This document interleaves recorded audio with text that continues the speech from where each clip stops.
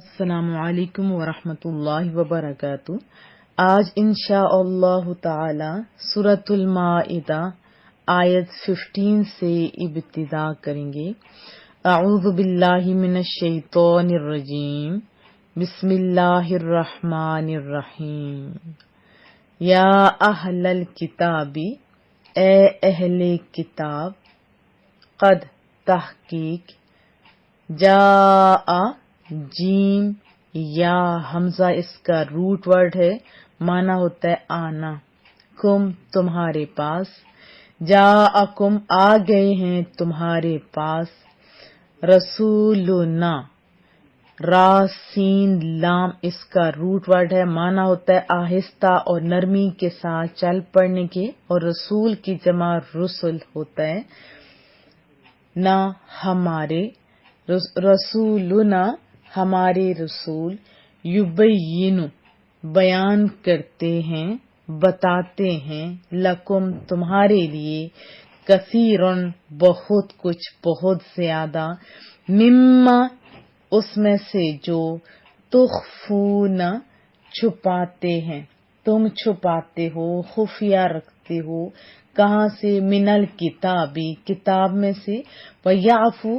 اور درگزر کرتے ہیں اور معاف کرتے ہیں، اگنور کرتے ہیں، اعراض کرتے ہیں، عن کثیر بہت ساری جو چیزیں وہ جانتے ہیں لیکن اس میں چونکہ فائدہ نہیں ہے تو اسے اگنور کرتے ہیں۔ قد تحقیق، جاءکم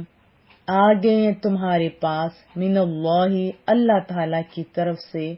نور نور، اس کے بارے میں جب ڈیٹیل جانے گی تو اس میں انشاءاللہ بتاؤں گی، وکتاب اور کتاب، مبین روشن، بیان کرنے والی، کھول کر بیان کرنے والا، قرآن کریم یا ظاہر کرنے والا، کتاب مبین روشن کتاب، بیان کرنے والی کتاب، وضاحت کرنے والی، کھول کھول کے بیان کرنے والی، جس میں سب مسائل موجود ہیں، کتاب یعنی قرآن کریم۔ یا اہل الکتاب قد جاءکم رسولنا یبین لکم کثیرا، اے اہل کتاب بے شک تمہارے پاس ہمارے رسول آ گئے ہیں اور کھول کر بیان کرتے ہیں تمہارے لیے بہت سی ایسی چیزیں، مما کنتم تخفون من الکتاب، کتاب سے ایسی چیزیں جنہیں تم چھپاتے ہو، کھول کر بیان کرتے ہیں، وَيَعْفُو عَن كَثِيرٍ اور بہت ساری باتوں سے درگزر فرماتے ہیں، قَدْ جَاءَكُم مِّنَ اللَّهِ نُورٌ وَكِتَابٌ مُّبِينٌ بے شک تمہارے پاس اللہ کی طرف سے ایک نور تشریف لائے ہیں اور ایک کتاب ظاہر کرنے والی، یہدی ہا دال یا اس کا روٹ ورڈ ہے، معنی ہوتا ہے لطف و کرم کے ساتھ کسی کی رہنمائی کرنے کے، یہدی وہ ہدایت دیتا ہے، ہدایت کرتا ہے یا ہدایت دکھاتا ہے، بھی اس کے ساتھ، اللہ تعالی، من اس کو جو، اتباع کرتا ہے، پیروی کرتا ہے، مانتا ہے، جو یہ قرآن کریم بتاتا ہے اسی کے مطابق زندگی بسر کرتا ہے، تابعین اس کا روٹ ورڈ ہوتا ہے، معنی ہوتا ہے نقش قدم پر چلنا، اطاعت کرنا، فرمانبردار ہونا، رضوانہ ہو کی ضمیر راجع ہو رہی ہے اللہ کی طرف، اس کی رضامندی کی، رضوان زیادہ ہوتی ہے رضامندی، یہ مبالغہ کا صیغہ ہے، رضائے کثیر یعنی بہت زیادہ خوشنودی کو رضوان کہتے ہیں، سب سے بڑی رضا تو اللہ کی رضامندی ہے نا، تو اسی لیے قرآن کریم میں خاص کر رضائے الہی کے لیے رضوان کا لفظ استعمال ہوا ہے۔ سبلا راستے، سبیل ان کی جمع، سبل راستے، راہیں، سلام سلامتی کی، نجات کی، وَيُخْرِجُهُمْ اور ان کو نکالتا ہے کہاں سے؟ من الظلمات، ظلمات میں سے، اندھیروں میں سے، کدھر؟ الی النور، روشنی کی طرف، اجالے کی طرف نکالتا ہے، بِإِذْنِهِ، اپنے حکم کے ساتھ، وَيَهْدِيهِمْ، اور ان کو ہدایت کرتا ہے، اور وہ ان کو رستہ دکھاتا ہے، کہاں؟ الی صراط مستقیم، سیدھی راہ کی طرف، سیدھے رستے کی جانب، یہدی بہ اللہ من اتبع رضوانہ سبل السلام، اس کے ذریعے اللہ تعالی جو پیروی کرتے ہیں اس کی خوشنودی کی، سلامتی کی راہیں دکھاتا ہے، یعنی اس کے ذریعے اللہ دکھاتا ہے جو پیروی کرتے ہیں اس کی خوشنودی کی، تو کون سی راہ؟ سلامتی کی راہ، وَيُخْرِجُهُم مِّنَ الظُّلُمَاتِ إِلَى النُّورِ بِإِذْنِهِ، اور انہیں تاریکیوں سے اجالے کی طرف اپنی توفیق سے نکالتا ہے، وَيَهْدِيهِمْ إِلَى صِرَاطٍ مُّسْتَقِيمٍ، اور انہیں راہ راست دکھاتا ہے، اور انہیں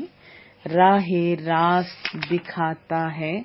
یا سیدھے رستے پر چلاتا ہے۔ وضاحت جان لیتے ہیں، یہ جو آیت مبارکہ ہے رسول اللہ صلی اللہ علیہ وسلم کی نبوت اور علم کامل کی دلیل ہے۔ بظاہر تو وہ امی ہیں، اس کے باوجود آپ تورات اور انجیل کے ایسے مسائل اور احکام ظاہر فرماتے ہیں جنہیں علماء یہود نصارہ ہمیشہ سے چھپائے ہوئے تھے۔ کتنا خوبصورت انداز ہے قرآن کریم کا۔ رب فرما رہے ہیں کہ میرا رسول تمہاری ساری چھپی ہوئی باتوں کو ظاہر نہیں فرماتا، لیکن وہ جانتا ہے، یہی بتایا نا، وہ جانتا ہے لیکن سب کو ظاہر نہیں فرماتا، بلکہ انہی امور کا تذکرہ کرتا ہے جن کے اظہار میں کوئی فائدہ ہو، دینی ہو یا مصلحت عامہ ہو، لوگوں کا بھلا ہو، دین کا فائدہ، وہ تو ظاہر کرتا ہے۔ لیکن ایسی تمہاری دوسری جو خباثتیں ہیں، غلط کام ہیں جن کے اظہار سے سوائے تمہیں رسوا کرنے کے اور کوئی فائدہ نہیں، تو ان سے اغماس فرماتا ہے، یعنی درگزر فرماتا ہے، معاف فرما دیتا ہے، وہ مواخذہ نہیں کرتا۔ تو کیا جانا کہ چھپی ہوئی باتیں، بہت ساری باتیں رسول اللہ صلی اللہ علیہ وسلم جانتے بوجھتے معاف فرما دیتے، ان کے ذکر بھی نہیں کرتے، لیکن کس کا ذکر کرتے؟ جس میں مصلحت ہو۔ یہ رسول اللہ صلی اللہ علیہ وسلم کی عظمت اور شان کا بیان ہے۔ پھر اس آیت مبارکہ میں نور آیا ہے، لفظ نور سے کیا مراد ہے؟ اس سے بہت سارے جو ریلیٹڈ اقوال ہیں وہ میں آپ کو سنائی دیتی ہوں۔ زیادہ تر تو اقوال میں یہ ہے کہ محبوب کریم کی ذات اقدس، جیسے فقی ابو اللیث سمرقندی ہیں رضی اللہ تعالیٰ عنہ فرماتے ہیں، یعنی نور سے مراد محبوب کریم صلی اللہ علیہ وسلم اور قرآن ہے۔ پھر امام ابو محمد حسین بن مسعود بغوی رحمت اللہ علیہ لکھتے ہیں، نور سے مراد محبوب کریم ہے، اور ایک قول یہ ہے کہ اس سے مراد اسلام ہے۔ علامہ خازن کا بھی یہی قول ہے، نور سے مراد محبوب کریم صلی اللہ علیہ وسلم۔ اللہ تعالیٰ نے آپ کو نور اس لیے فرمایا کہ جس طرح اندھیرے میں نور کے ذریعے ہدایت حاصل ہوتی ہے، اسی طرح آپ کے ذریعے بھی ہدایت حاصل ہوتی ہے۔ پھر علامہ جلال الدین سیوطی رحمت اللہ علیہ نور کی تفسیر لکھتے ہیں، وہ بھی یہی فرماتے ہیں کہ نور سے مراد محبوب کریم ہے صلی اللہ علیہ وسلم۔ علامہ ساوی رحمت اللہ علیہ وہ بھی یہی فرماتے ہیں کہ محبوب کریم کا نام اس آیت میں نور رکھا گیا ہے، اس لیے رسول اللہ صلی اللہ علیہ وسلم بصیرتوں کو نور کرتے ہیں، روشن کرتے ہیں، انہیں رشد و ہدایت فرماتے ہیں، اس لیے کہ آپ ہر نور حسی وہ ہوتا ہے جسے دیکھا جا سکتا ہے، جیسے ہماری آنکھ ہے، اس کے اندر بھی تو ایک چھوٹا سا نور ہے نا، اور مانوی جیسے علم اور ہدایت کی اصل ہے۔ امام فخر الدین رازی فرماتے ہیں کہ نور اور کتاب دونوں سے مراد قرآن کریم ہے، اور یہ ضعیف ہے کیونکہ حرف عطف ہے نا درمیان، معطوف اور معطوف علیہ میں مغایرت، یعنی ایک دوسرے کا غیر ہونا لازم کا آتا ہے، تفسیر میں ہے. پھر علامہ سید محمود آلوسی بغدادی رحمۃ اللہ علیہ فرماتے ہیں نور سے مراد تمام نوروں کے نور نبی مختار صلی اللہ علیہ وسلم کی ذات اقدس ہے. ملا علی قاری فرماتے ہیں یعنی اور کون سی رکاوٹ اس بات سے کہ دونوں نعمتیں یعنی نور اور کتاب مبین رسول اللہ صلی اللہ علیہ وسلم کے لیے ہوں. بے شک رسول اللہ صلی اللہ علیہ وسلم نور عظیم ہے انوار میں ان کے کمال ظہور کی وجہ سے, اور رسول اللہ صلی اللہ علیہ وسلم کتاب مبین بھی وہ کہتے ہیں اس حیثیت سے کہ آپ جمی اسرار کے جامع ہیں, یعنی جمی اسرار کے جامع ہیں اور احکام اور احوال اور اخبار کے مظہر ہیں. پھر اس کے علاوہ امام مفسر ابن جریر لکھتے ہیں نور سے مراد رسول اللہ صلی اللہ علیہ وسلم ہے جن کی وجہ سے اللہ تعالیٰ نے حق کو روشن فرما دیا, تو اسلام کو ظاہر فرمایا, شرک کو نیست و نابود کیا. رسول اللہ صلی اللہ علیہ وسلم ہے مگر اس لیے جو اس نور سے دل کی آنکھوں کو روشن کرنا چاہے. بہت خوبصورت الفاظ. یعنی اللہ تعالیٰ اس نور مجسم کی تابانیوں اور درخشانیوں سے ہمارے آئینہ دل کو منور فرمائے اور اپنے محبوب کی غلامی اور محبت کی سعادت سے بہرہ مند فرمائے, آمین. اور رب کریم اپنے محبوب کو نور فرما رہے تو پھر اعتراض کی کیا بات ہے. جب رب نے کہہ دیا بس بات ختم. آپ اپنی آنکھ کے اندر جسے یعنی پوری آنکھ بھی نہیں, آنکھ کے اندر سے آدھا پارٹ بھی نہیں بلکہ اس وائٹ کے اندر سے جو بلیک کے اندر سے جو چھوٹا ہے اس کو بھی نور کہتے ہیں, تو کوئی اعتراض نہیں کیونکہ وہ نور ہے. اسی سے تو دیکھا جاتا ہے, دودھ کو بھی نور کہا جاتا ہے. لیکن رسول اللہ کو اگر نور کہا جائے پھر اعتراض, یہ کون سا اعتراض ہے؟ وہی تو آپ کو ظلمت کی تاریکیوں سے نکال کے روشنیوں کی طرف لاتے ہیں. اور کتاب مبین سے مراد قرآن کریم ہے. یہ کہنا کہ نور سے بھی مراد قرآن کریم ہے تو یہ ذرا درست نہیں, کیونکہ وہ عاطفہ تغیر پر دلالت کرتی ہے, یعنی الگ الگ جیسے ہوتے ہیں نا. ابھی میں نے آپ کو اس سے قبل اس کا معنی بھی بتا چکی ہوں. پھر رسول اللہ صلی اللہ علیہ وسلم نے اپنا نور ہونا بھی تو بیان فرمایا. امام بخاری امام مسلم کے استاد امام عبد الرزاق حضرت امام عبد الرزاق رحمۃ اللہ علیہ حضرت جابر رضی اللہ تعالیٰ عنہ سے روایت کرتے ہیں کہ رسول اللہ صلی اللہ علیہ وسلم نے فرمایا, یعنی حضرت جابر فرماتے ہیں کہ میں نے رسول اللہ سے سوال کیا کہ اللہ تعالیٰ نے سب سے پہلے کس شے کو پیدا فرمایا, تو رسول اللہ نے فرمایا کہ اے جابر وہ تیرے نبی کا نور ہے جس سے اللہ تعالیٰ نے پیدا فرمایا ہے. تو بہر طور پر ہمیں اسلام کی روشنی ملی تو یہ بھی تو نور ہے نا. پھر واضح طور پہ فرمایا کہ قرآن کریم کی شان کہ اللہ تعالیٰ قرآن کریم کے ذریعے اسے ہدایت عطا فرماتا ہے, یعنی جو اللہ تعالیٰ کی مرضی کے تابع ہوتا ہے اس سے اللہ ہدایت فرماتا ہے, اور جو اپنے تمام اعمال اللہ کی خوشنودی میں لگا دیتے ہیں تو اللہ تعالیٰ کیا کرتے ہیں کفر شرک اور گناہ کی تاریکیوں سے نکالتا ہے, ایمان اور اعمال صالحہ کے نور میں داخل فرما دیتا ہے. اور جو یہاں بھی کی ضمیر جا رہی ہے نا اس کے ذریعے